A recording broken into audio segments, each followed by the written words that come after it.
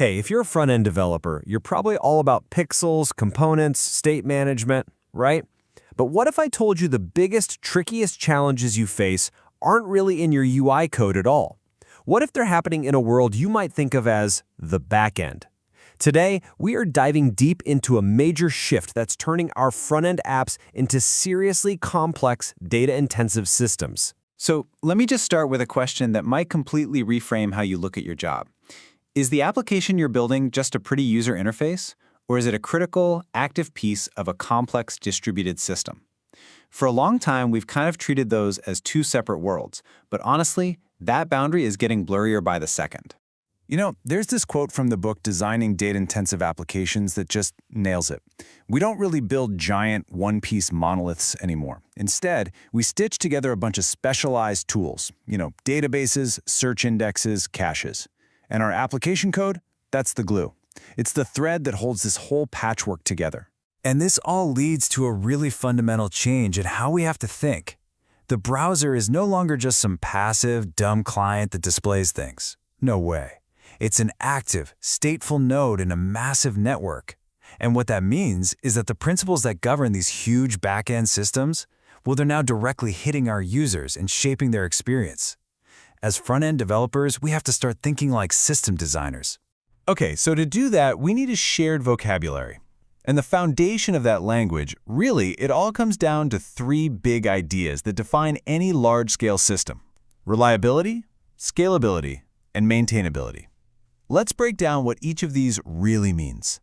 First up, reliability. And let's be clear, this is not about preventing things from breaking, because trust me, they absolutely will break. It's about building systems that can tolerate faults, systems that can take a punch and keep on working correctly anyway. It's really the art of designing for failure. And those faults, they come in all shapes and sizes. Hard disks will crash, power will go out, some bug that's been hiding in the code for months will suddenly wake up, and yep, we humans will inevitably push the wrong button or deploy a bad config. A truly reliable system expects all of this. It's prepared. Next up, scalability.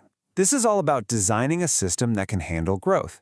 But to even talk about scalability in a meaningful way, we first have to ask, what even is load? Are we talking about requests per second, a million concurrent users, the ratio of reads to writes? Defining your load is always the first step to scaling effectively. And this brings us to the trade-offs, which are at the heart of system design. Think about loading your Twitter timeline. With Approach 1, when you open the app, it runs a big query to find tweets from everyone you follow. Reading your timeline is slow, it's expensive for the system. But in Approach 2, something totally different happens. When someone posts a tweet, the system immediately pushes it into the timeline cache for every single one of their followers. Now, reading is super cheap and crazy fast, but writing a tweet has become the expensive part. See? There's no single right answer. Just different ways of handling the load. So if we zoom in on that fan-out approach, you can see all the work is done up front. A user posts, the system finds their followers, and then it stuffs that new tweet into all their caches. By the time you go to read your timeline, the data's already pre-chewed, just sitting there waiting for you. This is a classic system design trade-off.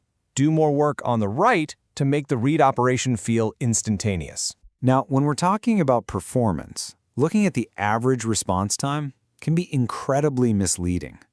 What really matters for a user's perception of quality is the high percentile latency. We're not just interested in the average user. We care about the 99th or even the 99.9th percentile user, that person who is having the absolute worst, slowest experience with our app. And here's why this is so critical for us on the front end.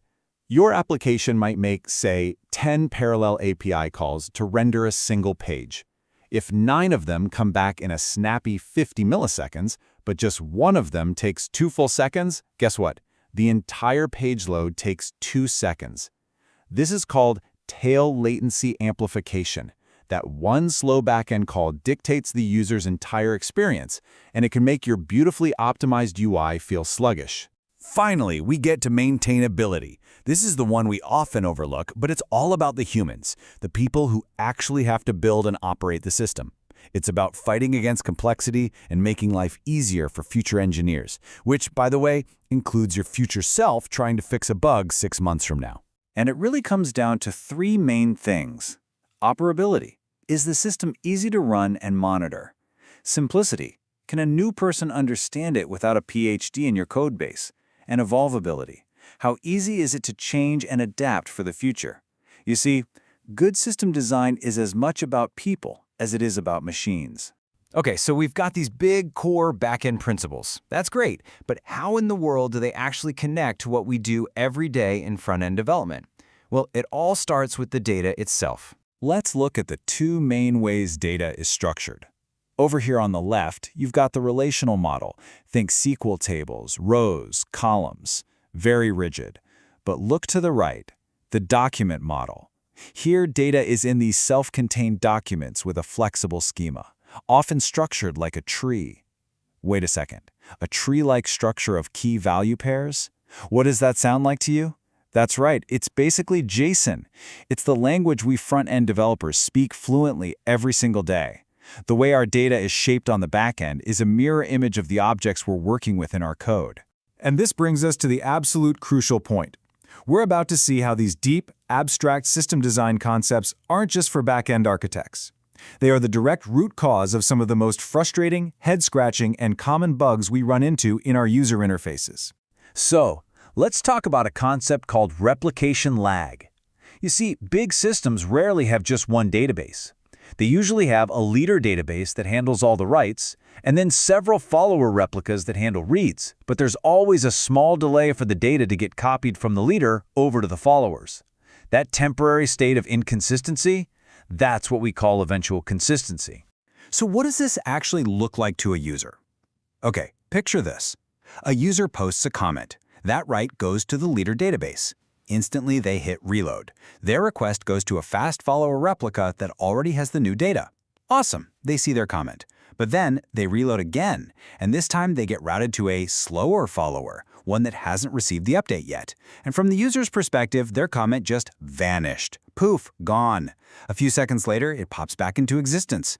This isn't a front-end bug, it's a direct symptom of the back-end architecture, specifically something called a monotonic reads violation. The user is seeing data that appears to go backward in time. So let's connect all these dots. These UI problems, they aren't bugs in the way we usually think about them.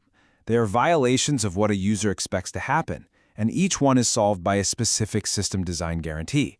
You want a user to see the data they just submitted? That's a system promise called read after write consistency. You don't want their data to randomly vanish on a refresh? Your system needs to provide monotonic reads. And you want a snappy UI? That's not just about your React code. It's about the entire system being designed for low tail latency. Our biggest front-end goals are actually system design problems. Which brings us right back to that first question I asked.